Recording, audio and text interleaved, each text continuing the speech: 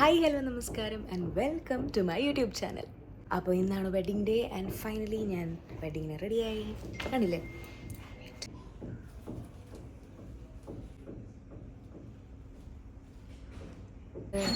Wedding ഒന്ന് അടിച്ചു പൊളിച്ച് വരാം. ഈ ഹോട്ടൽ റൂംസിൻ്റെ ഒക്കെ ഒരു കാര്യം എന്താണെന്ന് വെച്ച് കഴിഞ്ഞാൽ പെട്ടെന്ന് മെസ്സിയാവും. അല്ലാതെ ഞാൻ മെസ്സി ആക്കുന്നതുകൊണ്ടല്ല കേട്ടോ, അതെന്തായാലും നിങ്ങൾക്ക് നേരത്തെ മനസ്സിലായിട്ടുണ്ടാവും ഞാൻ വിചാരിക്കുന്നു. അപ്പോൾ നമ്മൾ ഫുഡ് കഴിക്കാൻ വേണ്ടിയിട്ട് രാവിലെ തന്നെ റെഡിയായി വന്നിരിക്കുകയാണ്. എന്തായാലും നമുക്ക് ദോശ കിട്ടി, which was the highlight of the day. And ഈ അമേസിങ് വ്യൂ ആയിരുന്നു പിന്നെ നമ്മൾ കണ്ടുകൊണ്ടിരുന്നത്. ഹൽദിയും സംഗീതും കഴിഞ്ഞതുകൊണ്ട് തന്നെ ഇന്നത്തെ ദിവസം എങ്ങനെയായിരിക്കും എന്നുള്ളതിനെ പറ്റി എനിക്ക് വലിയ ഐഡിയ ഒന്നും ഉണ്ടായിരുന്നില്ല. ബട്ട് എനിവേ പോവാ എൻജോയ് ചെയ്യുക എന്നുള്ള ഒറ്റൊരു മൈൻഡ് സെറ്റ് മാത്രമേ ഉണ്ടായിരുന്നുള്ളൂ. അപ്പോഴാണ് രാവിലെ നമ്മുടെ അരി ഇടുന്ന ചടങ്ങുണ്ടല്ലോ അതുണ്ടെന്ന് മനസ്സിലാവുന്നത്.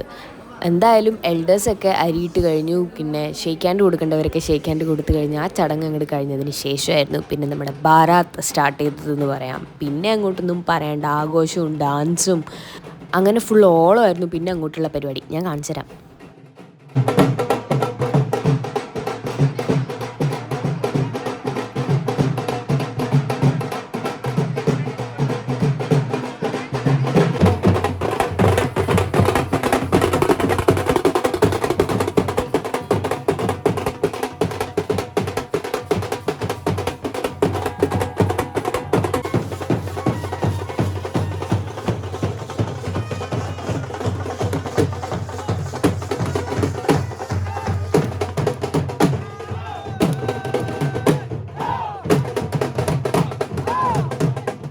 എനിക്ക് ഏറ്റവും ഇഷ്ടമായത് എന്താണെന്ന് വെച്ച് കഴിഞ്ഞാൽ ഉണ്ടല്ലോ, അവിടെ ഒന്ന് സമാധാനിക്കാനുള്ളൊരു ഗ്യാപ്പ് ഉണ്ടായിരുന്നു. പൊതുവേ നമ്മുടെ കല്യാണത്തിനൊക്കെ എങ്ങനെയാണെന്ന് വെച്ച് കഴിഞ്ഞാൽ എപ്പോഴും ഒരു തിരക്കും ഒരു ടെൻഷനും മുഹൂർത്തത്തിനുള്ള ഒരു ഓട്ടവും ചാട്ടവും ഒക്കെ തന്നെയല്ലേ. അപ്പോൾ ഒരു സമാധാനിക്കാനുള്ളൊരു ഇത് കിട്ടിയപ്പോൾ അതെനിക്ക് ഭയങ്കര ഒരു റിഫ്രഷിങ് ആയിട്ടുള്ളൊരു എക്സ്പീരിയൻസ് ആയിരുന്നു.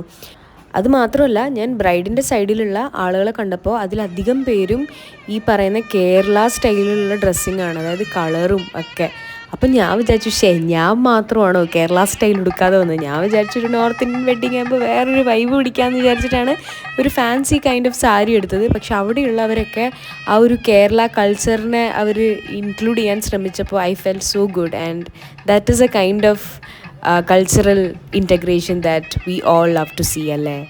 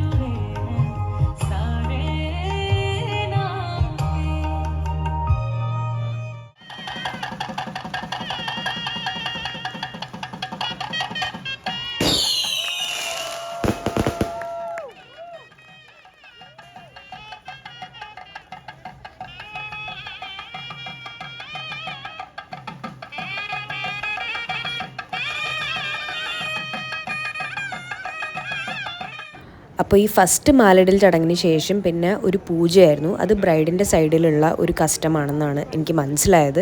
അത് കുറച്ച് ലെങ്തി ആയിട്ടുള്ള ഒരു പൂജ പോലെയുള്ളൊരു സംഭവമായിരുന്നു. അവർ ബ്രൈഡും പേരൻസും ഒക്കെ കൂടി ഉള്ള ഒരു ചടങ്ങായിരുന്നു.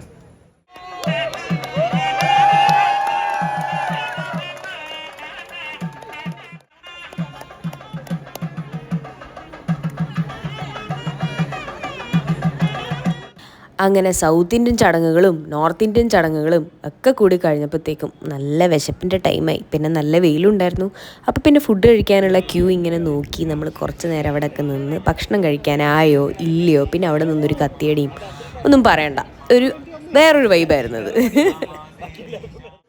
ശരിക്കും ഞാൻ ഏറ്റവും കൂടുതൽ കല്യാണങ്ങൾ, സ്പെഷ്യലി നോർത്ത് ഇന്ത്യൻ കല്യാണങ്ങൾ കണ്ടിട്ടുള്ളത് സിനിമകളിൽ തന്നെയാണ്, ബോളിവുഡ് സിനിമകളിൽ.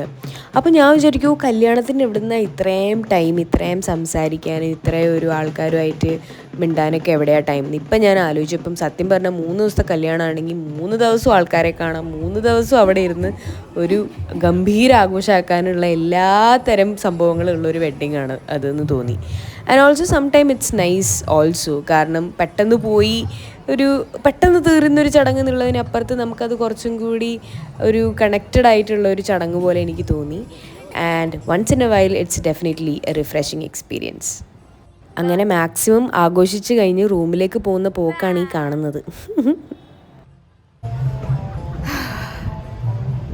ടയേർഡ്. Reception look. അപ്പോൾ റിസപ്ഷൻ എങ്ങനെയുണ്ട് നോക്കിയിട്ട് വന്നാലോ. ആ ടയേർഡ് ലുക്കിൽ നിന്ന് പിന്നെ ഒരു എനർജറ്റിക് ലുക്ക് വരാൻ വേണ്ടിയിട്ട് കുറേയധികം റെസ്റ്റും ഒരു ചെറിയൊരു പൂച്ചവർക്കൊക്കെ കഴിയേണ്ടി വന്നു. അപ്പോഴത്തേക്കും റിസപ്ഷൻ ടൈമായി. പിന്നെ വീണ്ടും ഡ്രസ്സപ്പ് ചെയ്ത് നമ്മൾ റിസപ്ഷൻ വെന്യൂലെത്തി. അപ്പോഴാണ് ഏറ്റവും കൂടുതൽ തിരക്കുള്ള ഒരു ഫംഗ്ഷനാണ് റിസപ്ഷൻ എന്ന് ഞാൻ മനസ്സിലാക്കിയത് കേട്ടോ. എല്ലാവരും, എനിക്കൊന്നു അവിടെയുള്ള ഒത്തിരി പേര് വന്നിട്ടുണ്ടായ ഒരു ചടങ്ങാണ് റിസപ്ഷൻ.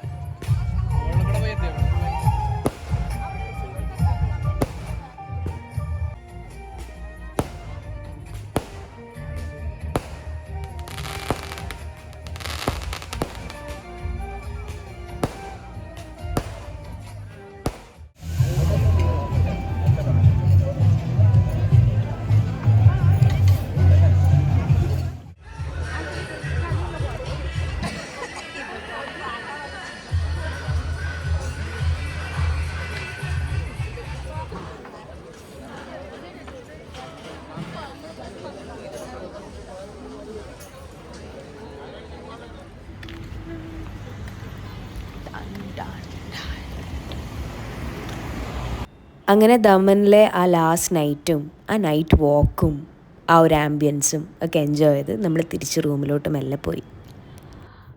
അങ്ങനെ ഫൈനലി എല്ലാ പരിപാടിയും അവസാനിച്ച് അടിച്ചു പൊളിച്ച ഒരു 3 days ആയിരുന്നു. അതുപോലെ ടയർഡുമായി, but it was fun. It was real fun. അപ്പോൾ നാളെ തിരിച്ചു പോവാ.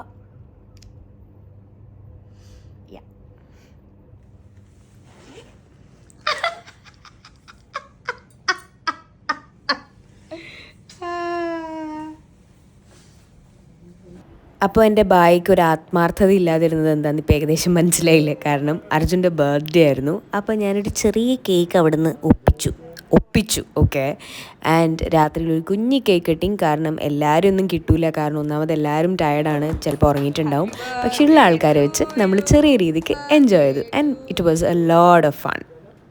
നാളെ നമ്മൾ ട്രാവൽ ചെയ്യുന്നത് കൊണ്ട് തന്നെ സത്യം പറഞ്ഞാൽ ഒരു കേക്ക് പോലും എനിക്ക് അറേഞ്ച് ചെയ്യാൻ പറ്റില്ല എന്നുള്ളത് കൊണ്ട് അതുകൊണ്ട് ഇന്ന് രാത്രി തന്നെ അതങ്ങ് ചെറുതായിട്ട് അറേഞ്ച് ചെയ്തു. ആൻഡ് രാത്രിയിൽ കുറേ പേര് റൂമിൽ വന്ന് വിഷ് ചെയ്തു. അതൊക്കെ അർജുന് ഭയങ്കര ഹാപ്പിയാന്ന് പറഞ്ഞപ്പം ഐ ഫെൽ സോ ഗുഡ്.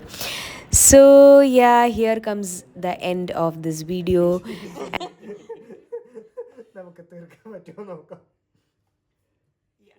അപ്പോൾ വീഡിയോ ഇഷ്ടപ്പെട്ടിട്ടുണ്ടെങ്കിൽ ലൈക്ക് ചെയ്യാനും ചാനൽ സബ്സ്ക്രൈബ് ചെയ്യാനും മറക്കരുത്. അപ്പോൾ നെക്സ്റ്റ് വീഡിയോയിൽ കാണാം.